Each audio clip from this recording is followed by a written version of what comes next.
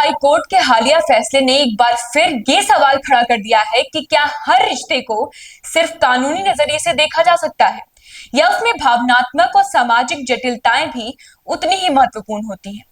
एक 15 साल की नाबालिग लड़की और 25 वर्षीय युवक के बीच रिश्ते को लेकर आया ये मामला कानून, समाज और इंसानी भावनाओं के टकराव का एक जटिल उदाहरण बन गया है।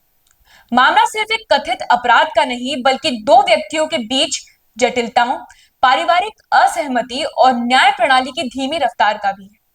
ये केस 2019 में शुरू हुआ जब लड़की और आरोपी युवक की मुलाकात हुई और जल्द ही उनका रिश्ता गहराता गया।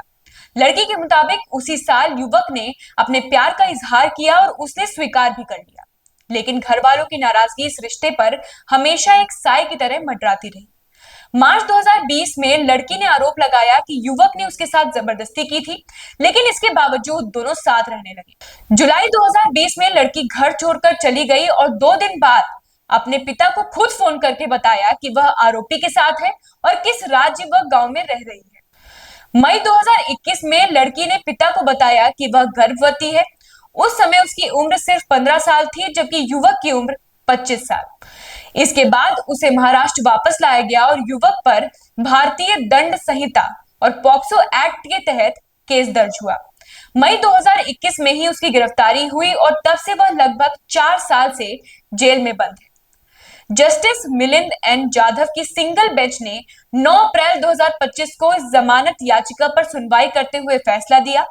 अदालत ने दो प्रमुख बातों पर ध्यान दिया। एक, आरोपी के खिलाफ ट्रायल अभी तक शुरू नहीं हुआ है और इसका जल्द शुरू होना भी असंभव लगता है।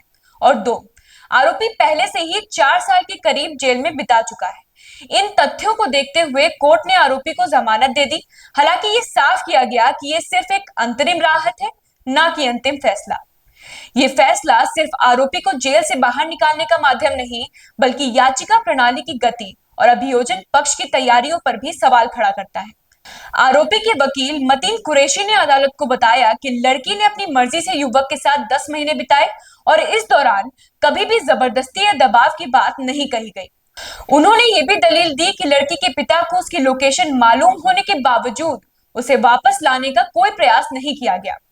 ये उन परिस्थितियों की ओर इशारा करता है जो इस केस को और भी जटिल बना देती है। अब सबसे अहम सवाल ये है कि क्या कोर्ट इस जमानत के आधारों पर आगे चलकर आरोपी को बरी भी कर देगा या फिर ट्रायल में पेश गवाह, सबूत और कानून के सख्त प्रावधान किसी और ही दिशा में इशारा करेंगे।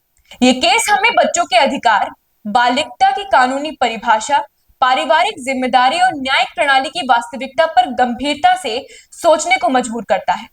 न्याय की प्रतिक्रिया का तेज और निष्पक्ष होना उतना ही जरूरी है जितना भावनात्मक और सामाजिक पहलुओं को समझना। इस मामले की अगली सुनवाई और कानूनी कार्रवाई यह तय करेगी कि क्या न्याय सिर्फ कानून के अक्षरों में चलता है या फिर अनुभवों और परिस्थितियों को भी उसमें जगह मिलती है।